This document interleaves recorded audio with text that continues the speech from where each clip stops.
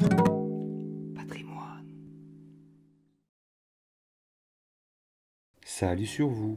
En quête de patrimoine, découvrons notre histoire, la vie des saints.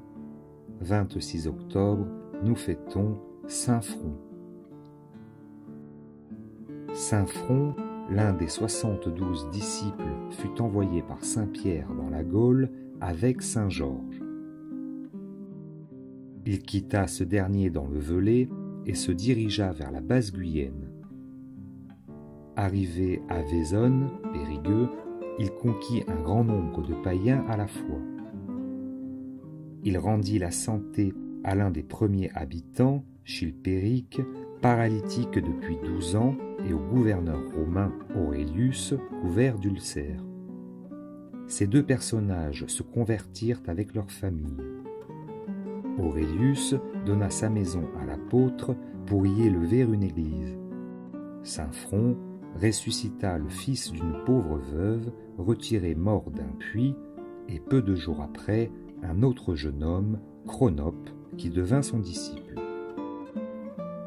Pour ranimer le culte païen, les prêtres des idoles annoncèrent un sacrifice solennel en l'honneur de Mars. Le saint évêque s'y rend et par le signe de la croix renverse la statue de Mars et toutes les autres. Il purifia ce temple et le consacra sous l'invocation de saint Étienne. Il restait encore à Vaisonne le fameux temple d'Isis. L'apôtre y vint, et en présence des prêtres païens et d'une affluence énorme, il s'écria : « Au nom de Jésus-Christ, qu'une partie de ce temple s'écroule et que l'autre partie demeure sur pied pour servir de témoignage aux générations futures. » Aussitôt, une partie du temple tombe.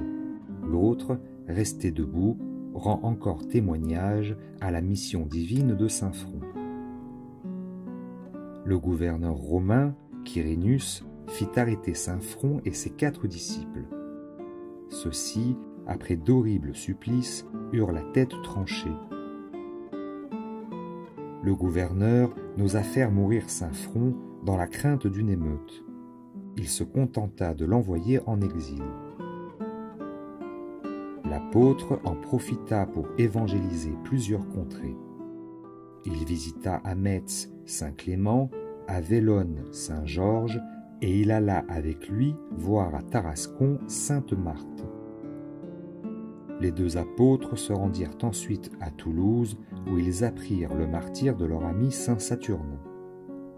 Alors ils se séparèrent. Saint Front, de retour dans le Périgord, fut reçu en triomphe par les chrétiens, à la tête desquels il eut la joie de voir le gouverneur Quirinius converti. Il mourut en paix le 25 octobre 74. 26 octobre, Saint Évariste, pape et martyr. Évariste, successeur de saint Anaclète, ou peut-être de saint Clément, était grec d'origine. L'Église fut, sous son pontificat persécutée, au dehors et attaquée au dedans par les hérétiques. On lui attribue l'institution des titres ou paroisses de Rome, comme aussi des diaconies. Il régla que 7 diacres entoureraient l'évêque lorsque celui-ci exercerait le ministère de la prédication, afin d'honorer davantage la parole de Dieu et la dignité épiscopale. De même, ce pape décréta que, selon la tradition apostolique, la célébration du mariage devrait se faire en public et devant un prêtre.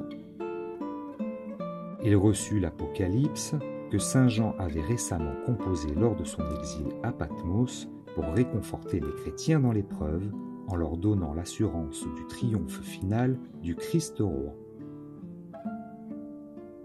Saint Évariste souffrit le martyre sous Trajan vers 109.